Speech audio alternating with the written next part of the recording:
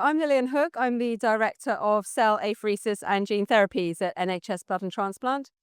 So NHSBT, our core business is basically providing blood into the NHS and organs, solid organs for transplant. But we're also very active in the stem cell transplant area and in advanced cell and gene therapies as well. In terms of how the blood system works and how we kind of leverage that for cell and gene therapies, so we have a national infrastructure that we utilise for collecting, processing and providing blood to hospitals. And we leverage that infrastructure basically for the work that we do on stem cell transplants and advanced cell and gene therapies as well. So we use our apheresis centres to collect cells. We have manufacturing labs where we can do cell processing, but also GMP manufacturing. But the really sort of key thing that we leverage from the blood system is the logistics and the quality management system. So we have one overarching quality management system, which covers all of NHS Blood and Transplant, which includes all of our labs and all of our apheresis service as well. And that's a really key a key factor in how we can really help deliver advanced therapies into the NHS and into patients. In terms of logistics, we're moving blood units around the country every day. So over a year, we collect and transport just under 1.5 million blood units. So we're in and out of hospitals every day.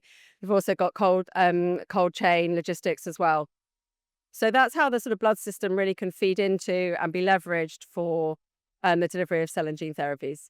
I think from our perspective and from the work that we're doing, we're seeing apheresis capacity as a real challenge. So really being able to find the slots for cell collections, and especially now, because they're sort of competing with the stem cell transplants.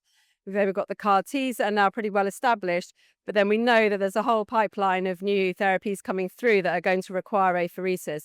And that really is a big challenge in terms of the sort of logistics and the provision of those therapies back to the patients. That's one big challenge. And that's got a lot of government interest at the moment, actually. So the Department of Health has set up an apheresis working group to try and address these challenges, which are current, but are only going to get worse. So we're kind of, looking forward into the next few years. One of the other key challenges that we see in this area is around data. So we have very poor systems for systematically collecting and collating and analysing data. And we've seen that in our stem cell work, but it's becoming more and more apparent now for the advanced cell therapies as well. And that's, again, a really key area that we need to be working on. And again, it does have government interest. Again, the Department of Health and Social Care has set up a working group around ATMP data specifically. So I think that's an area that's going to require a lot of focus in the coming years. The other thing we see is around staffing, so having the right number of staff and trained to the right level. So we see that all through the supply chain. So from our nurses in apheresis, it's very challenging. They're very specialised nurses. It's difficult to recruit. They take a long time to train. And then that's looking through then to our cell processing and manufacturing. Again, highly skilled staff required that require a lot of training. And as capacity needs to grow, we just need more and more of those staff. So in terms of the trends I think we'll be talking about next year, we're already talking about it this year, but I do think the in vivo cell therapies are going to be a really hot topic over the coming years.